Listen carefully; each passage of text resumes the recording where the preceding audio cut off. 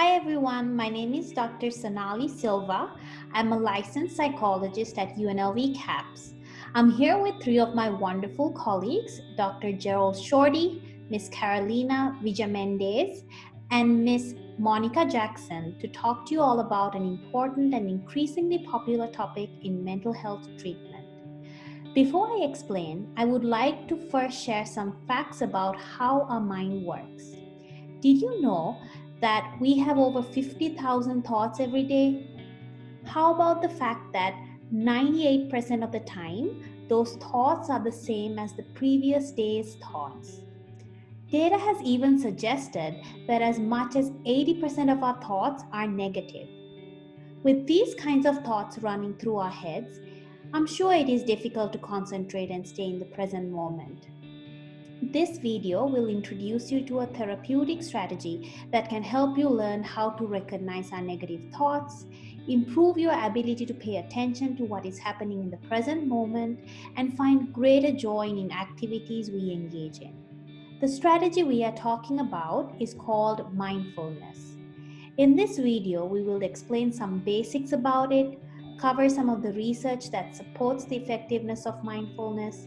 We will also cover some of the common misconceptions about it, and finally discuss different ways to practice it. Thank you for taking some time to learn more about this important topic. My name is Carolina Villar Mendez. I am a staff counselor at CAPS, and I am so excited to have this opportunity to talk about mindfulness. Mindfulness is about being fully aware of wherever is happening in the present moment. Without filters or the lens of judgment, it can be brought to any situation. In essence, mindfulness consists of cultivating awareness of the mind and body and living in the here and now. Some refer to mindfulness as simply observing, watching, examining. You're not the judge, but a scientist, so to speak.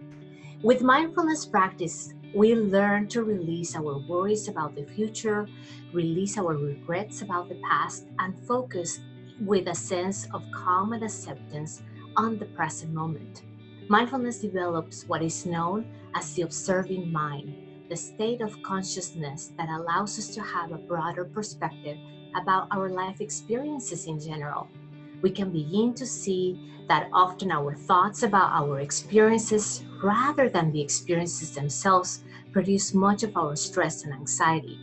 As we practice this way of being, we find that we gradually begin to experience more peace and less worry in our lives. A sense of balance unfolds. In the next part of this video, Dr. Silva will explain a bit more about the research that has demonstrated how helpful mindfulness can be to all of us. So I will be talking a little bit about the science behind mindfulness.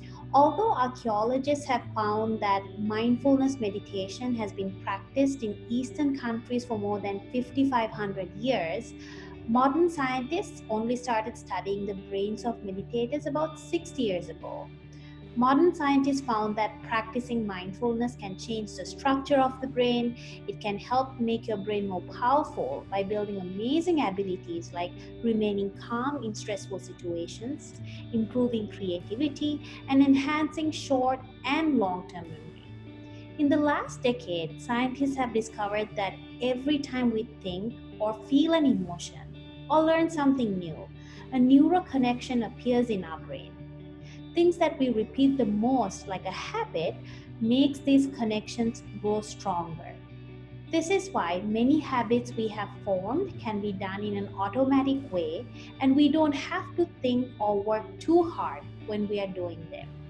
So for example, a habit is brushing your teeth every day. It seems a lot more effortless than doing your laundry or doing an assignment for school. Amazingly, practicing mindfulness helps us build those strong and positive habits by restructuring neural connections in your brains. Remember that the more you practice mindfulness, the more you teach your brain to increase attention, awareness, and concentration. Now that we have provided some information about what mindfulness is and what we know from some of the research, we will now discuss some of the myths and common misconceptions about mindfulness. My name is Monica Jackson, and I'm currently a doctoral psychology intern at CAPS. and I'm here to talk to you about some common myths about mindfulness. So, there's a myth that says mindfulness is about taking time out from life, stilling the mind, and reducing your stress. Did you know mindfulness is not about taking time out from life? One of the greatest places to begin practicing mindfulness in Western culture is mindfulness based stress reduction. The main goal is actually not stress reduction. The goal of mindfulness and mindfulness based stress reduction is actually to become aware of your inner workings, of your mental, your emotional, and your physical processes. Also, just so you can recognize the connectedness between people, and so that you have that kind of self compassion about yourself and others. And there's another myth, oh, it's about focusing or concentration. Did you know mindfulness is not just about focusing or concentrating? Actually, mindfulness also requires more than just paying attention. It also requires your self awareness and an acceptance attitude about your thoughts and your feelings. Now, there's another myth. Mindfulness is about religious, or so you can't practice it as a religious person, or mindfulness is against your religion. Did you know mindfulness actually does not require any specific religious belief? And instead, mindfulness is a practice. It can be involved like various religious and secular traditions, from Hinduism, from Buddhism, from Christianity, and even including yoga. And more recently, non religious meditation. Now, in Buddhism, mindfulness does have a spiritual purpose. And then, meditation is a practice, and it's actually to still and quiet the mind. It doesn't require any particular spiritual belief or religion. And then many people of different faiths, even non-faith-based people, they practice mindfulness and meditation as well, without any kind of conflict with their religious faith or spiritual beliefs. Well, there's a few more. Did you think that mindfulness was about having no thoughts?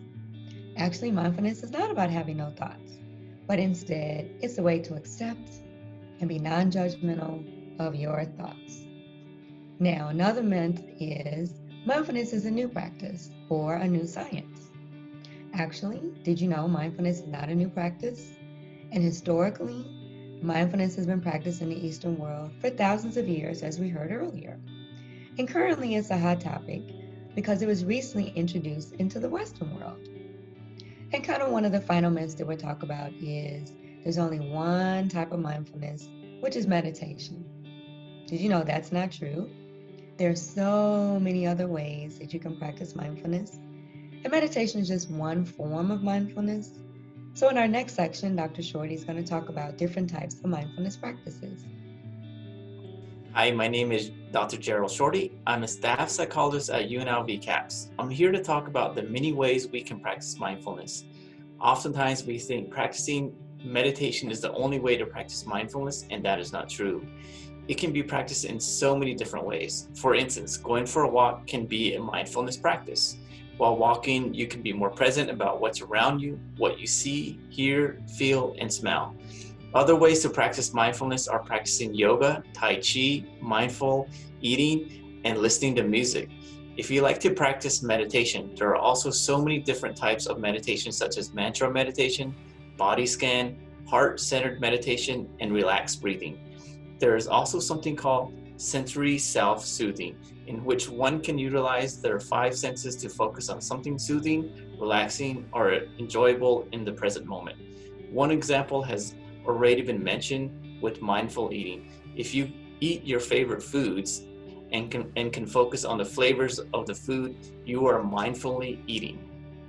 So we have talked about the definition of mindfulness, the science behind mindfulness, the misconceptions about it all, and how we can practice it. So here at CAPS, we offer workshops throughout different semesters about this concept, and we also offer individual therapy wherein mindfulness can be the main purpose of therapy, as well as groups specifically designed to practice mindfulness. Additionally, the application TAO, Therapy Assistance Online, also offers a great selection of meditations that you can choose from. You can follow this link for more information about TAO. If you're interested in learning more about this concept, please contact us. Give us a call, 702-895-3627. and schedule an initial consultation with one of our staff members. We'll be more than happy to answer any questions you may have. Thank you for listening. Goodbye, everyone.